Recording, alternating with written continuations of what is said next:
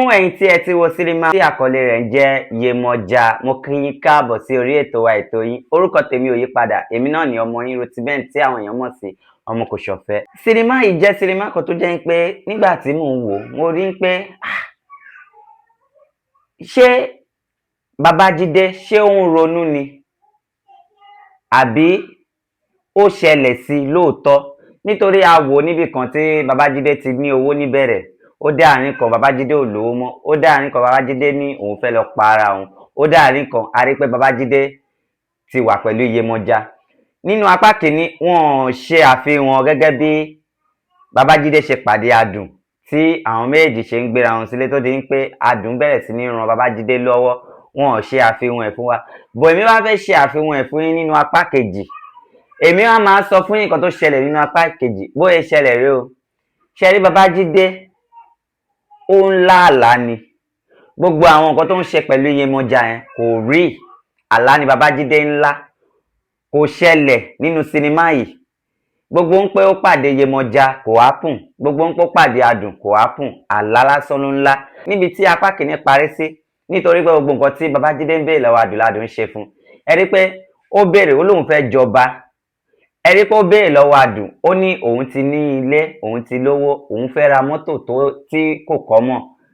Adùn ní ó ti di ṣíṣe, Adùn bá gẹ́ẹ̀tì mọ́tò, ó ní mọ́tò tán, ó tún lóun fẹ́ jọba.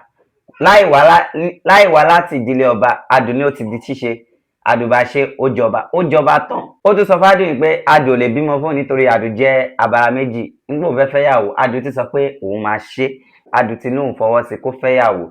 Ṣùgbọ́n Babájídé lóun fẹ́ fẹ́yàwó mẹ́ta, ìyàwó mẹ́ta ni Babájídé fẹ́ fẹ́. Ẹ jọ̀ọ́ ẹ̀yin tèmi nílé lóko, ẹ bá mi lọ sórí comment section. Ṣé ó ṣeé fetí gbọ́ láti rí pé Babájídé padà fẹ́yàwó mẹ́ta gẹ́gẹ́ bí ọba tó jẹ́? Ṣé Adùn máa ṣe fún àbí kò ní í ṣe fún? Ẹ jọ̀ọ́ ẹ bá mi sọ nínú comment section.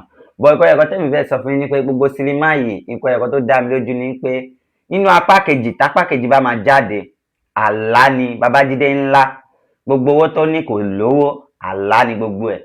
So tẹ́ bá fẹ́ wo apá kìíní Yemọja, fún ẹ̀yin tí ẹ ti wo apá kìíní Yemọja, ẹ máa lọ sórí YouTube studio Yetunde Barnabas YTB, Yetunde Barnabas TV. Ibẹ̀ lẹ máa ti wo sinimá Yemọja apá kìíní. Apá kejì ń bọ̀ láìpẹ́. Tó bá ti jáde, tápá kejì sinimá Yemọja bá jáde, orí YouTube Yetunde Barnabas náà lẹ máa ti wò.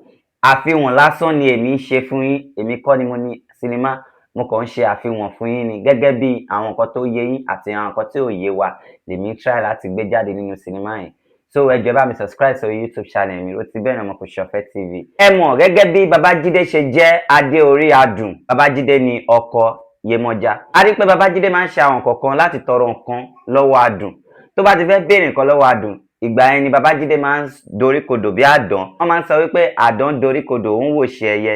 Bí Babájídé ṣe máa ń ṣe nìyẹn, á doríkodò, á máa ronú. Ó ti mọ̀ yín pé inú Adùn ò ní dùn sí tí òun bá ti ń ronú. Adùn máa ń bí pé kí ló fẹ́, ó máa ṣàlàyé pé òun fẹ́ gbá, òun fáwò. Adùn máa ló ti di ṣíṣe. Àmọ́ nǹkan ẹyọ kan tí mo fẹ́ bi yín lélẹ́yìí ni pé gbogbo nǹkan tí Adùn ń ṣe fún Babájídé, kí ni ẹ̀yin rò wípé ó máa ṣẹlẹ̀ sí Babájídé? Ṣé ẹ̀yin rò wípé Babájídé máa padà dá Adùn